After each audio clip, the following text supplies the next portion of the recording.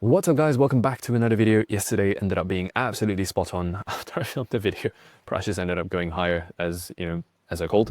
So at least on the 1 hourly chart at the moment, we are very much bullish and a retracement into the CISD zone and potentially even narrowing down this order block here to that fair bit gap at exactly $108,100 would also provide us with a retracement opportunity for price to go higher. Ultimately, you did retrace back into the fair value gap where price gave you a second movement. So yeah, yesterday's trade was an absolute success. Called it once again. And so that puts our win rate up to 80 trades won out of the last 96 videos since I've made in February. And I track this publicly on Twitter, so feel free to check Twitter out if you want to follow along. But otherwise, in today's video, let's just say that today's going to be interesting. Today's going to be explosive. The last couple of days, we did not have much happening in terms of price action, but today, I don't think is going to be today's going to be different. And the main reason for that is because there is FOMC today at 2 p.m. And this piece of news is going to be paramount to understanding how price action today is going to be playing out. And as you can see, I have quite literally delayed filming this video as long as possible. The sun's about to set, but I need to film this now because I'm about to head out for basketball. But anyways, today has been a day that is completely uneventful, right? Nothing's happening. And this is usually very common for a day where you have afternoon news here in New York. If you take a look here, news is happening at 2 p.m. And the reason why news is so important is because I always like to explain it this way, right? You have three variables that you're always dealing with when it comes to trading.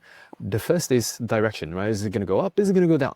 Second is how far up is it going to go? Second is, and how far low is it going to go? And the third one is kind of timing. A lot of people tend to be right on the first couple of variables, but then they're completely off on the timing, and then people think that they're wrong. And the third variable is the timing, when is it going to happen, / how long will it take for the move to kind of complete its move.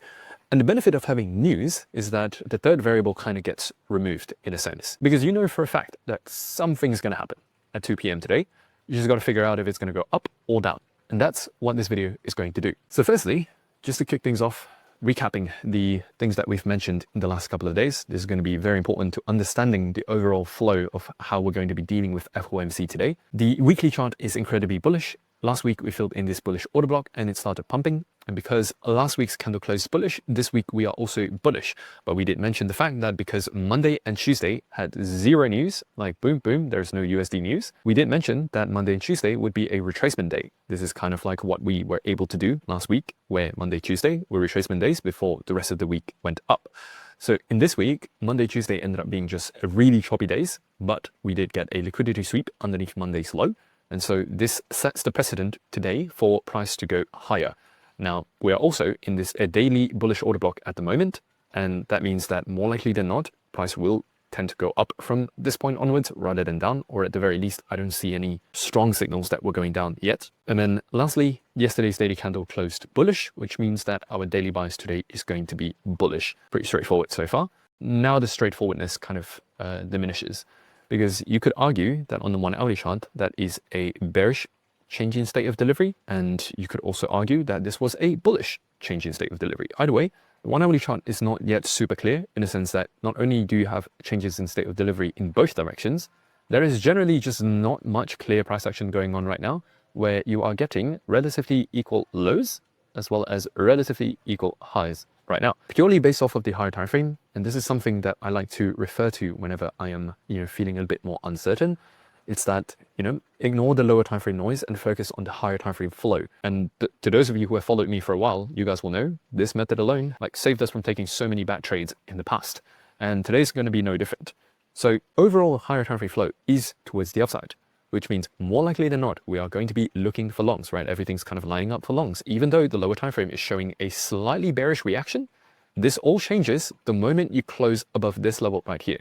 Okay, that's going to be the condition for our entry today at 108,785, or depending on what chart you're looking at, 108,800, just to make it simple. Once you get a 1 hourly candle close above this level, that is going to give you the entry trigger to jump into a trade targeting these relatively equal highs at 109,200. Now, you could obviously go much higher than this today. For example, this is relatively equal highs that were formed back last week during Sunday, actually, not even last week, just a few days ago. Essentially, once you close above this, this will validate this as a potential bullish order block, which is where we will start, looking to position ourselves in the entry. Given the fact that right now it is already 6:30 a.m. New York, means that, the New York kill zone is about to start. Fun fact, if you guys didn't know what time is the New York kill zone, it is 7 a.m. to 10 a.m. New York. Expect this close to happen sometime between those 3 hours, but then to expect the volatile move to happen closer to 2 p.m. Basically, you might expect volatility to come in starting 10 a.m. or 11 a.m. and this volatility should continue on for the rest of the day until 2, 3, and potentially even 4 p.m. But I doubt it, right? Probably 3 p.m. is the timing that you're going to be looking at for today's volatility to end.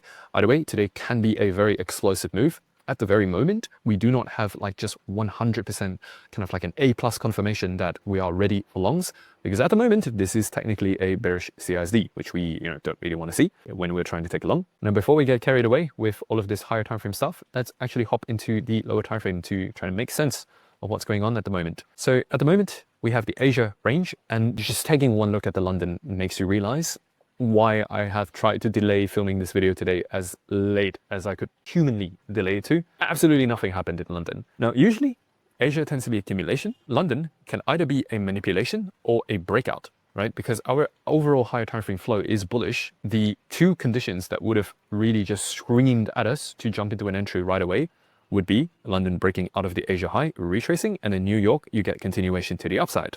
Second one is London manipulating below the Asia lows before New York distributes to the upside. Either way, nothing of the sort happened. If anything, price has just been literally chopping around at the 50% line of the Asia range. You can take a look. This is the 50%. You have been forming a range during London. Right now, you've swept out the range low. And for those of you who are familiar with volume profiling, you know that this is typical behavior when it comes to price finding a new kind of value area. So this is now the value area. And right now, you've just gotten a sweep below the value area low. If you guys learn ICT, you will have heard of the concept known as premium discount, where ideally you want to be going long in a discount and you want to be going short in a premium. When you apply it to a volume profile, the premium does not lie within the value area itself. A discount is actually below the value area low, and a premium is above the value area high. Although in this case, because our higher time frame flow is towards the upside, we are not going to treat this as a premium opportunity. We're going to treat this as a breakout for price to continue higher. Either way, all of the signs in the market at the moment is pointing towards one thing and one thing only, which is that the entire day so far has just been setting up for a potential big move during the New York session, which will likely happen after 10 a.m. just because of the fact that we have news late in the day today. And by the way, if you've been watching my videos for a while, you know for a fact that this is also publicly tracked, so it's not like I'm just pulling this out of somewhere. I have an 80% win rate on all of the calls that I make on these videos. Yesterday was a picture perfect example. If you would like to also read the market as well as I've kind of demonstrated, feel free to click the first link in the description box below to book a call to Bootcamp. We're currently about to open spots for the next intake. Do remember that we only take on 3 people each intake. And if you'd like to work one-on-one with me personally to get to a point where you can be full-time trading within the next 60 to 90 days, then click below and book a call. Otherwise, let's get back into the video. So I've kind of already painted out the exact 2 conditions that we were looking for. One is going to be a sweep of the Asia low followed by a change in state of delivery on the 5-minute time frame towards the upside. But if you take a look at the 1 hourly chart, actually, even if you were to get a sweep underneath this level, you would ideally still want to see price break above this level 108,800 before you start taking a long. And remember, news happens at 2 p.m. today, which means that you have a lot of time and a lot more setup left before price actually makes a volatile move. So it's better to play it cautiously, wait for the right confirmations before you dive into the chart. Now again, it does seem like this break is about to happen soon. If it does, yeah, you guys know what to do. But if it doesn't, then expect this Asia low to get swept. And again, to confirm CISD, it is super simple. Just to give you an idea, change in state of delivery has to deal with order flow. For example, you can say that within this leg here, price was in bearish order flow because, price forms a bearish order block, breaks below, comes back up, fails to break above the order block, and then starts forming a new low. At the moment, price is at this bearish order block at the moment, which is seeming like price is about to break that bearish order block, which means we're about to get a change in state of delivery to the upside. And that's all you want to look for, right? If you sweep this level, if you do not just break above from this point onwards, and if you sweep this level here, then Just wait for order flow to change on the 5-minute before you enter, and that is going to be all good. But just remember, like ultimately, as a word of caution, we are still within the range. And a lot of people tend to get completely messed up by ranges for 2 primary reasons. In fact, even 1 primary reason, which is the fact that they do not realize that it's a range. Fun fact, 80 to 90% of your range trading losses could be solved just purely by identifying the fact that you are in a range. Here's the thing, when you are in trending market conditions, people are more inclined to trade as you go, kind of like as prices make a high, you make a higher low, you get into the market when it's forming a higher low. But when you are in a range, that doesn't happen, right? The whole principle of a range is that it's choppy, there's not much price action going on, and so you get smaller movements, and so you get small. What the? Bro. That's the guy that edits all these videos, by the way. He was like crawling at the crawling. What were you doing? Yeah, I want to take my water. You I mean, I'm gonna edit this out anyway. No, you're gonna keep this in. Really? Yeah, for retention. Hi guys. By the way, guys, feels like this is a very natural transition into the vlog. The first episode of the vlog is gonna go live this Friday at 1 p.m. GMT on my second channel. You will find the link down in the you'll find a link to that channel down in the description box below. That's where I'm going to be posting all of the vlogs. So if you're interested more in just like personal life or like just day-to-day life of a trader who's also traveling, then yeah, check it out. The first vlog's going to be fun though.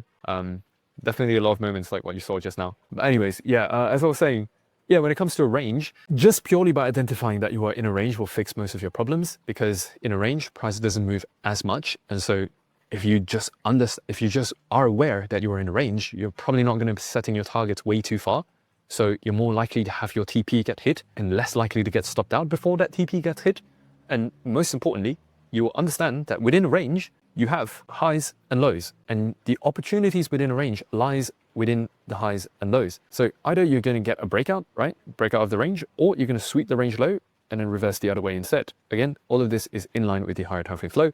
This is, like you can already see, these are relatively equal highs, and this is a strong low.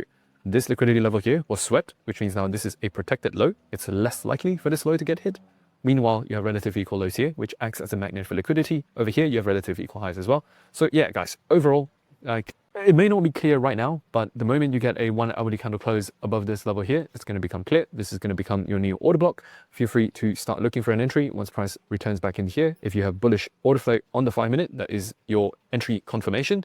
Now, potentially, yeah, actually, not potentially. Like again, second scenario is that you just sweep the Asia low and you start going up. And lastly, before we end this video, we need to talk about the contingency scenario, because as a trader, it's always important to understand that the market is a game of probabilities, and it is never like, oh, if I say this is going to happen, this is going to happen, right? Even I only have an 80% win rate. So the contingency plan in this case would be a 1 hourly candle closure underneath in this low right here at 108.200. If you get a 1 hourly candle close below here, again, you already kind of have a CISD here, a bearish CISD, which also means, so now I have just received a brownie baked by, no worry.